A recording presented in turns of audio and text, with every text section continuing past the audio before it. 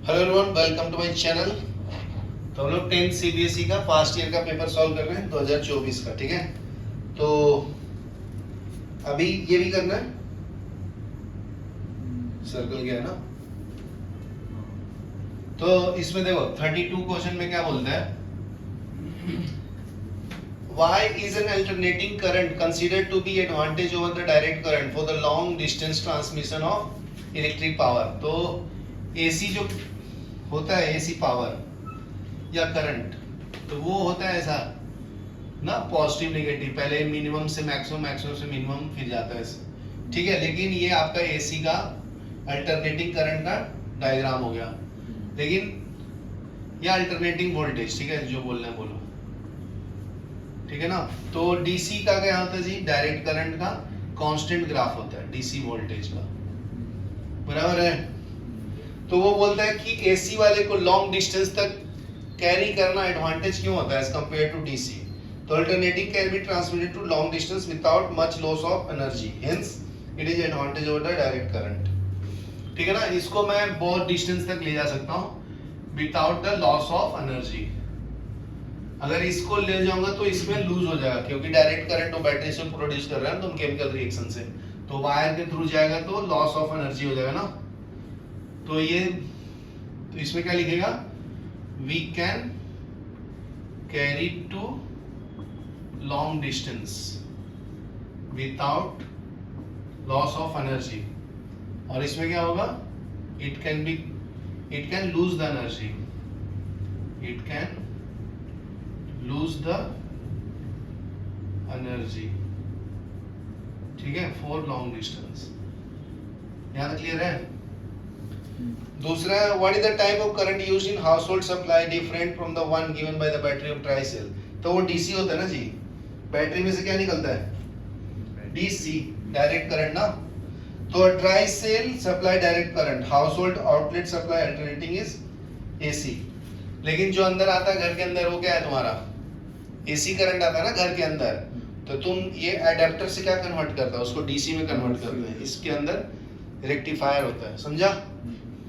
तो आउटलेट में क्या यूज करेंगे, house hold outlet carry AC, ठीक है। लेकिन ड्राई सेल जो कैरी करता है, वो dry cell carry direct current. यार क्लियर है। नेक्स्ट देखो, थर्ड में क्या है, how does an electric fuse prevent the electric circuit that supply from possible damage due to the short circuit. Short circuit होता है, तो अगर मान लीजिए इधर फ्यूज लगाया तूने, ठीक है ना, ये होता है थिन वायर का, तो अगर ज्यादा करंट फ्लो होगा तो हीट बढ़ जाएगा ना जी, करंट का स्क्वायर के बराबर होता है ना। तो ज्यादा करंट फ्लो होगा तो हीट भी ज्यादा होगा ना, तो ये फिर मेल्ट हो जाएगा, it will melt due to heat production, when heat produce. यहां तक क्लियर है। ओके, तो ये हो गया तुम्हारा। नेक्स्ट क्वेश्चन क्या है, नेक्स्ट क्वेश्चन है, ability of medium to refract light is expressed in the optical tensor। optical tensor has a definition, it is not at same as mass। ठीक है, determine the speed of light। optical tensor rarer मतलब समझ आया ना। देखो ये आपका glass slab है, ठीक है, तो अगर ये नॉर्मल है, अगर लाइट ऐसे गिर रहा है, इंसिडेंट आई हो रहा है, ठीक है ना, तो ये रेयर मीडियम है ना, रेयर मीडियम। ये क्या है, डेंसर मीडियम। ठीक है, तो ये जो लाइट गिर रहा है, ये बेंड्स टुवर्ड्स द नॉर्मल है, ठीक है, और ये जब वापस ऐसे गिरेगा तो bend away from the normal होगा, समझा ना। रेयर से डेंसर में जाते हैं तो टुवर्ड्स होता है। और लिखना है तो लिख देता हूं मैं statement, when light travels from rare medium to denser medium, it bends towards normal, ठीक है। दूसरा क्या है, व्हेन डेंसर से रेयर हो जाता है तो away from the normal, when it travels from denser medium to rare medium, it bends away from normal,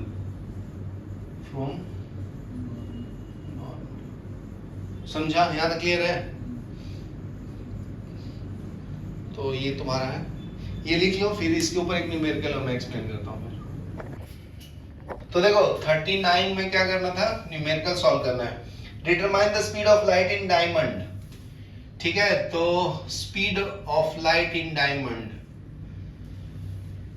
if refractive index of diamond to vacuum, refractive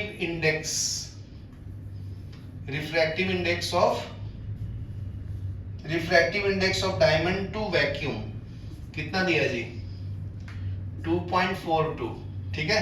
speed of light in vacuum is given, कितना है, 3 × 10⁸ metre पर second, ठीक है। तो refractive index of diamond mu is equal to क्या होता है, speed of light in vacuum. तो ये फॉर्मूला होता है speed of light in vacuum divided by speed of light in diamond, speed of light in diamond,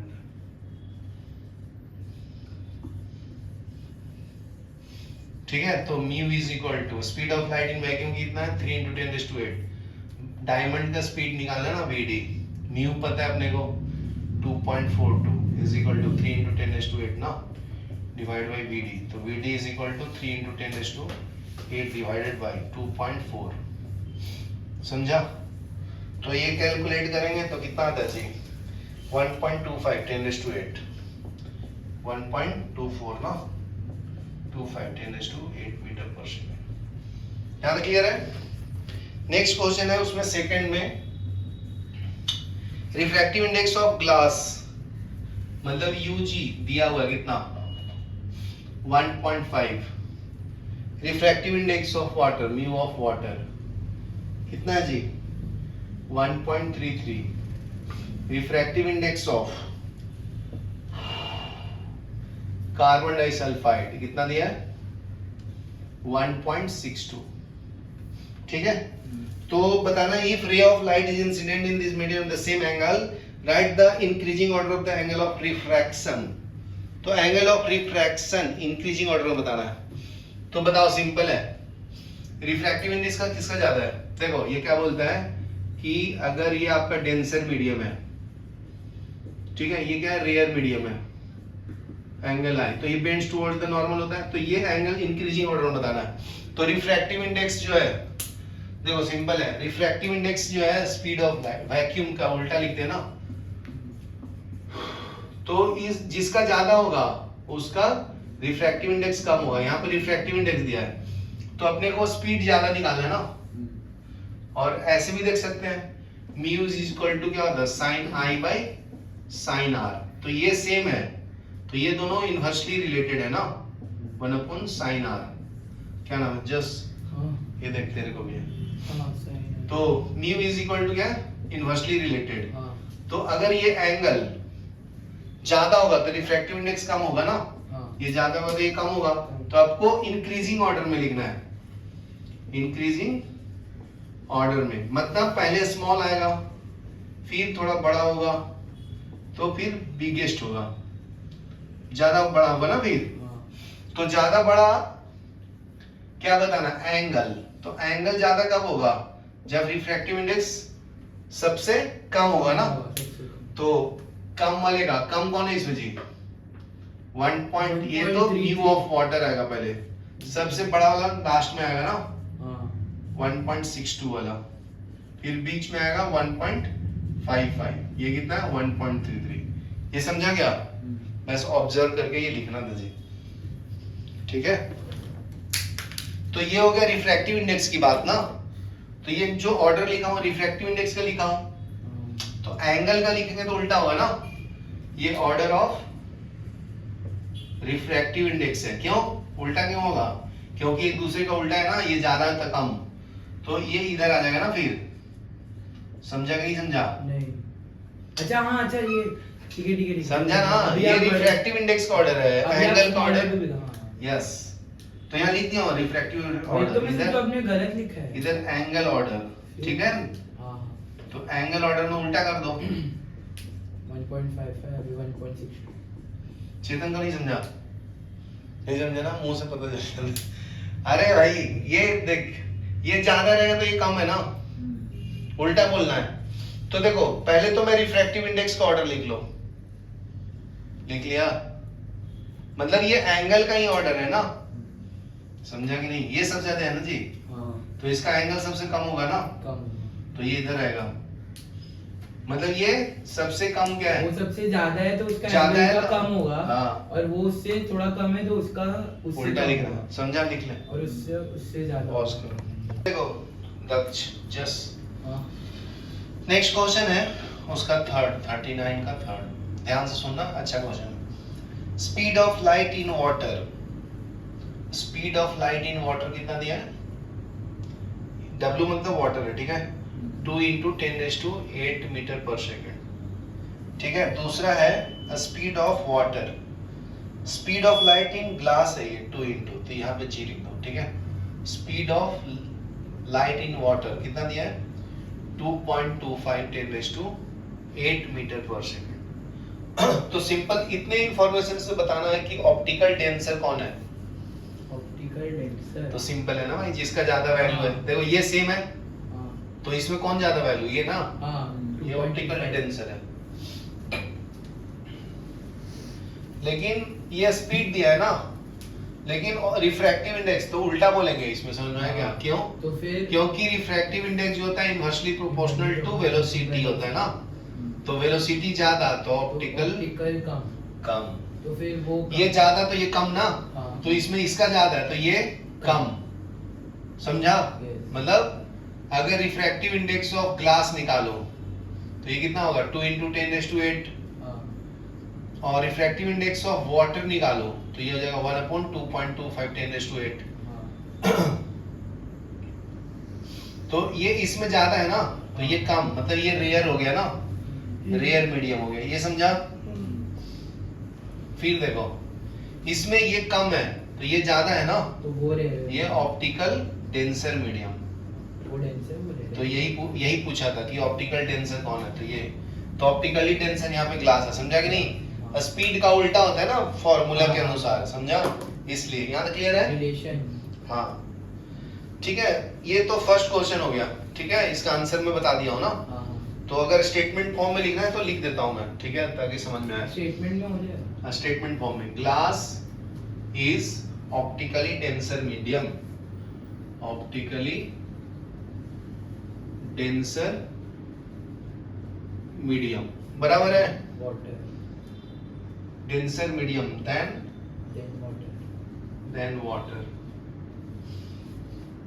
As a speed of light, as speed of light is higher in water, ना इसका speed ज्यादा है water में, तो ये bends towards the normal होगा ना, between the than in refractive index glass।